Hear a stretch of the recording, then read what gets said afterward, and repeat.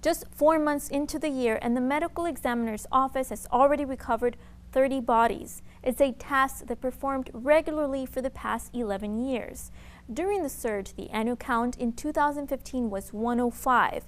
However, last year was worse. They had 124 migrants end up at their office. This year, they're hoping the upward trend breaks. And again, this story is not intended for younger viewers.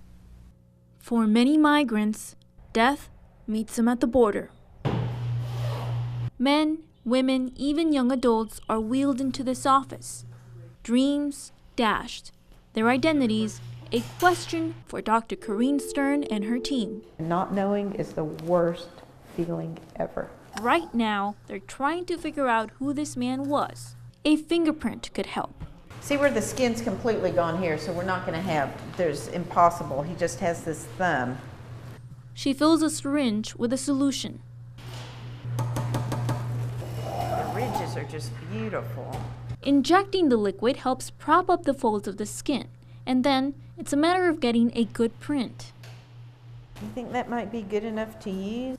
Fingerprinting is a small part of the identification process. After recovering a body, they document their possessions. Just because he's carrying Guatemalan money doesn't mean he's from Guatemala. Even apparent trash could provide a clue about who they are. It was a Hall's cough drop, and it was sealed. But Matt thought, after he says, better open this, and sure enough, there wasn't a Hall's in there. It was a piece of paper that had been folded up really thick. It felt like a hard candy, but it was paper, and we opened it up, and we got all the family's telephone numbers. And they're hiding that. They want to hide that from the coyotes. Every body that comes through here is carefully examined.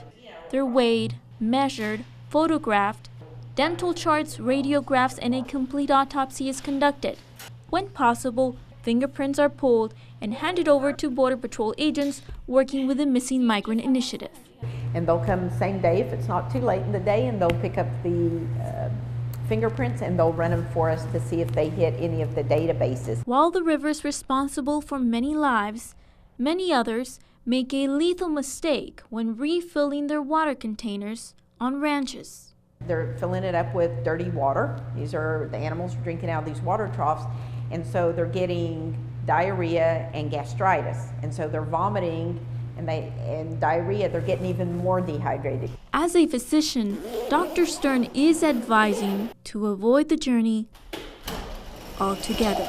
This is too dangerous a journey. There is no safe way to cross the border from Mexico into the United States. The bodies are held for weeks or months at a time. When every method to identify the migrant is exhausted with no success, the body is turned over to the corresponding county for a burial. For KJNS, I'm Valerie Gonzalez.